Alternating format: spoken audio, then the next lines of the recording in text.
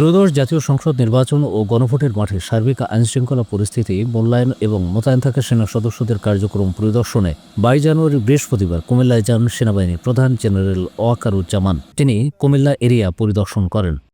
পরিদর্শনের সময় সেনাপ্রধান মাঠ পর্যায়ে মোতায়েনকৃত সেনা সদস্যদের কার্যক্রম সরেজমিনে পর্যবেক্ষণ করেন এবং দায়িত্ব পালনে প্রয়োজনীয় দিক নির্দেশনা দেন। একই সঙ্গে তিনি নির্বাচনকালীন নিরাপত্তা ও আইনশৃঙ্খলা রক্ষায় অসামরিক প্রশাসনের সঙ্গে মতবিনিময় করেন। নায়াসিনামাইড ও স্যালিসাইলিক সমৃদ্ধ লিলি ফেস ওয়াশ যা ফেসের ডেড স্কিন সেল দূর করে দেয় দ্বিগুণ ফাস্টার ব্রাইটেনিং। কুমিল্লা জেলা প্রশাসনের সম্মেলন কক্ষে আয়োজিত মতবিনিময় সভায় ঊর্ধ্বতন সামরিক কর্মকর্তা, আইনশৃঙ্খলা রক্ষাকারী বাহিনী এবং বেসামরিক প্রশাসনের কর্মকর্তারা অংশগ্রহণ করেন। সভায় জাতীয় সংসদ নির্বাচন ও গণভোট শান্তিপূর্ণ, নিরপেক্ষ ও সুষ্ঠুভাবে সম্পন্ন করার লক্ষ্যে আন্তঃপ্রাতিষ্ঠানিক সমন্বয় এবং সামগ্রিক নিরাপত্তা ব্যবস্থাপনা নিয়ে বিস্তারিত আলোচনা হয়।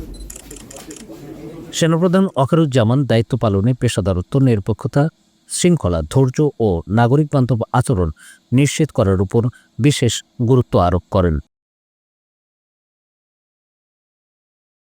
নায়াসিনামাইড ও স্যালিসাইলিক সমৃদ্ধ লিলি ফেস ওয়াশ যা ফেসের ডেড স্কিন সেল দূর করে দেয় দ্বিগুণ ফাস্টার ব্রাইটেনিং।